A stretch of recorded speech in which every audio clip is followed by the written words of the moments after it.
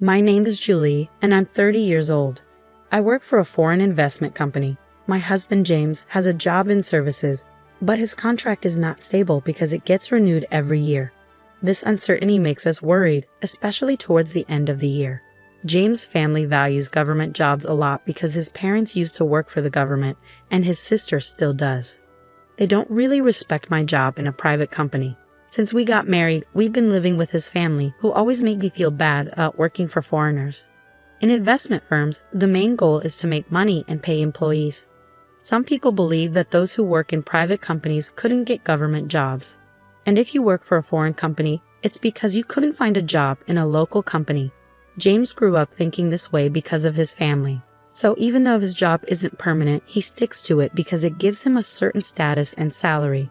Once, I asked James, who was feeling anxious about his job, if it's safer to have a permanent job in a regular company than being a temporary worker in a government job, especially towards the end of the fiscal year.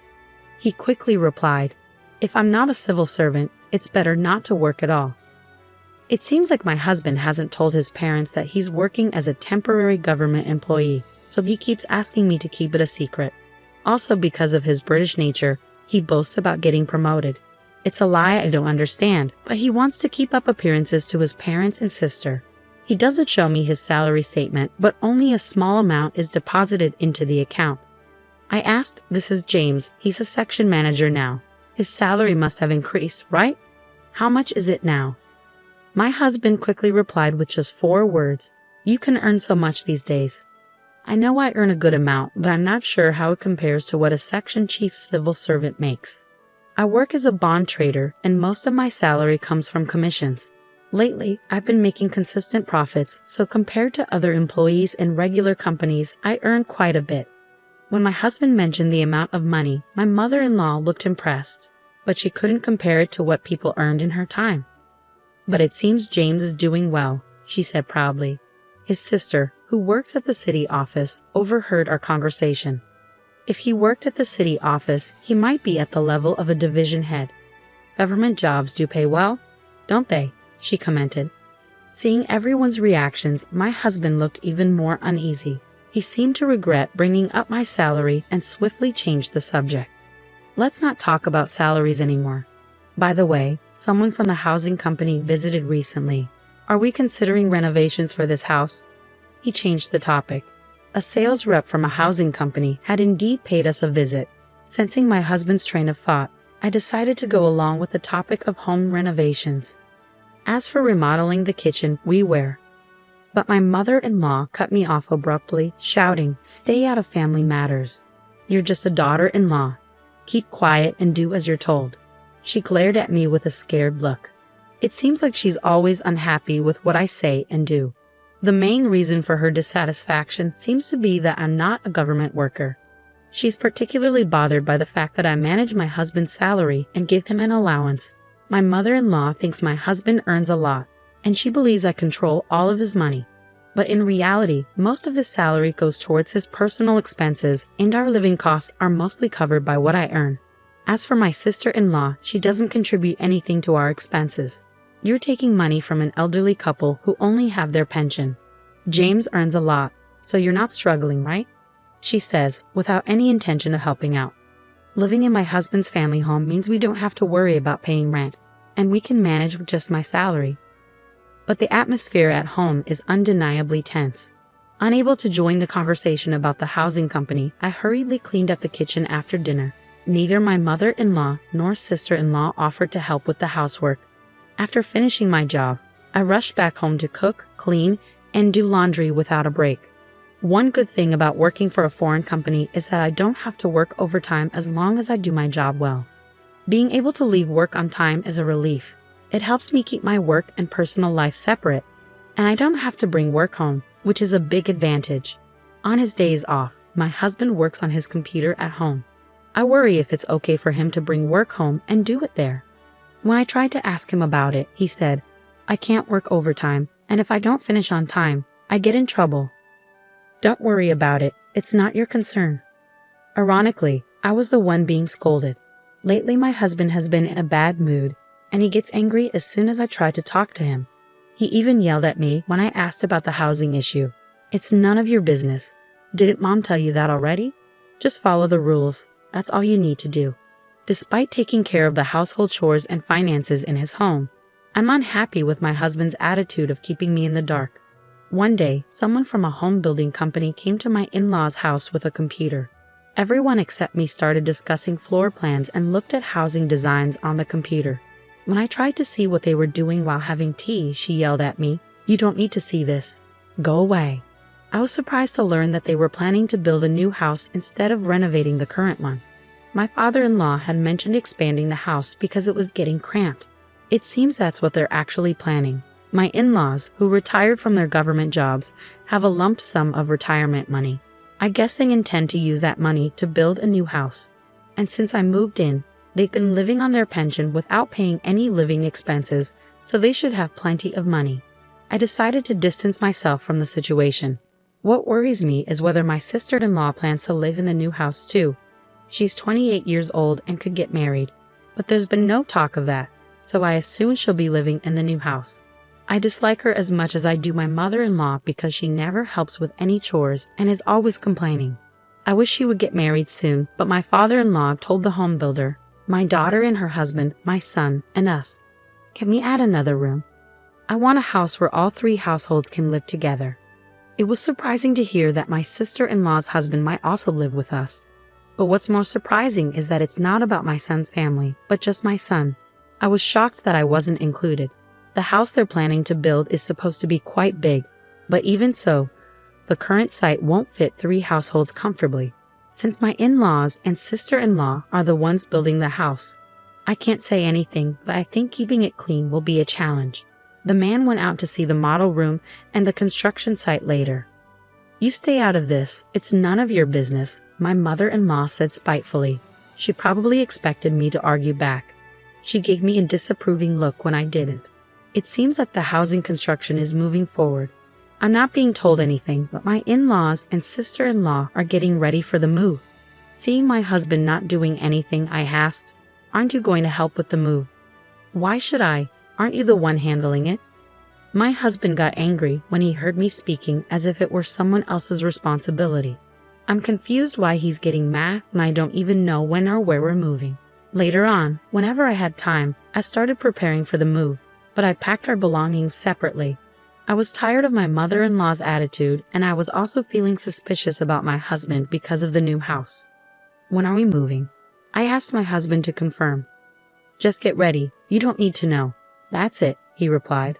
From conversations during meals, I gathered that the move was probably happening soon. But strangely, they're not telling me anything.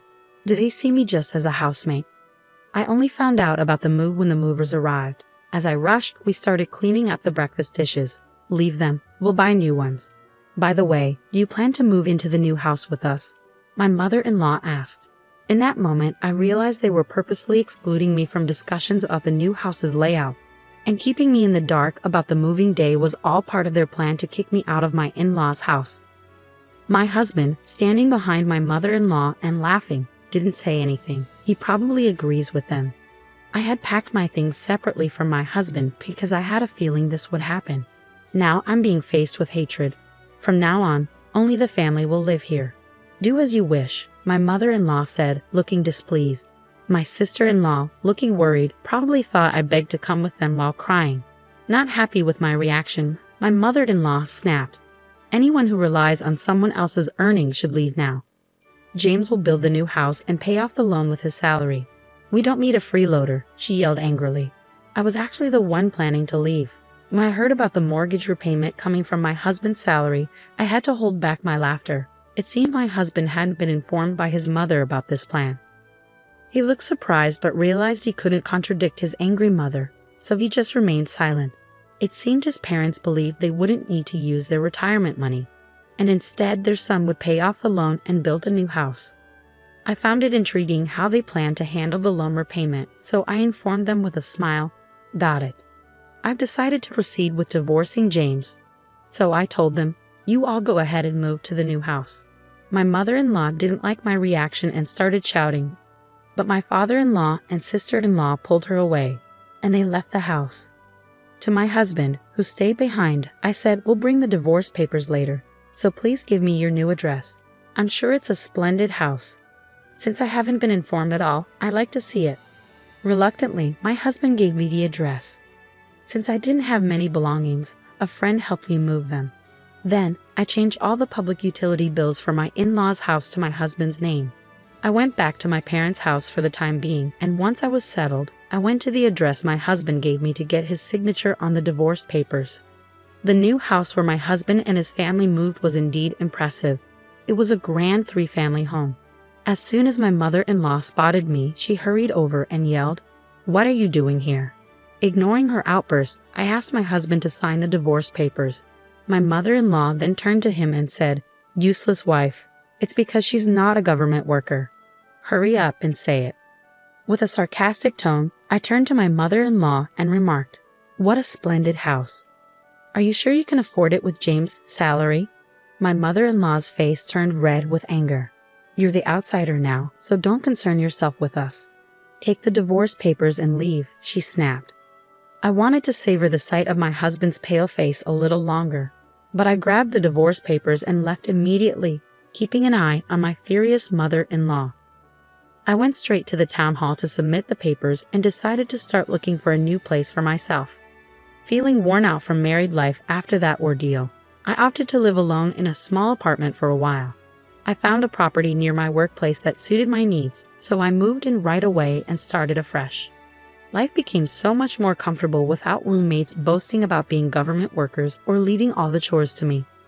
Just as I was starting to put my husband out of my mind, I suddenly received a call from an unfamiliar number. "I can't pay the loan, Julie. Will you come back to me?" "I'm calling from a friend's phone. I can't afford to pay the mortgage, electricity, water bills, or even my phone bill," my ex-husband said, his voice breaking with tears. I assumed he could ask his family for help, so I suggested, "Your sister has a stable job, and your parents are retired with pensions. They should have some savings, right?" When I dismissed his plea, my husband reluctantly confessed, "Actually, they don't have any savings left. My sister has debts and no extra money." Listening to my husband, it became clear that their retirement savings were nearly wiped out due to investment fraud, and his sister, who lived with their parents, had racked up significant debt by overspending on credit. This proud family of civil servants had nothing to hide. While I was living with them, they might have been able to keep it under wraps. But now that they've moved to a new house, they seem to be struggling to manage their lives and reach out to me out of desperation. However, I had no intention of reuniting with them. I declined their plea and ended the call. After that, the phone rang numerous times, but I continued to ignore it until the calls eventually ceased. Later, when I visited their new house, I noticed a for sale sign. There happened to be someone from the housing company there, so I couldn't resist asking about the in-law family. It turns out they sold the house immediately after it was built, but they still had a remaining loan. The housing company representative also mentioned, "I was surprised by that family. Despite their boasting, they said they would sell right away if they couldn't repay the loan because our relative was a cosigner. It seems to have caused some trouble. It seems that because a relative co-signed their loan, that relative had to take on the debt. Once this became known, considering their past boasting about being civil servants, it appears they're now facing ostracism from their relatives. It's not surprising, really. They caused trouble for a relative who works in a private company by involving them as a co-signer." As I relaxed on my sofa at home, I couldn't help but laugh at the absurdity of imagining what my ex-husband and his family, who no longer had anyone to boast to about being civil servants and were now seen as a nuisance by their relatives, might be going through.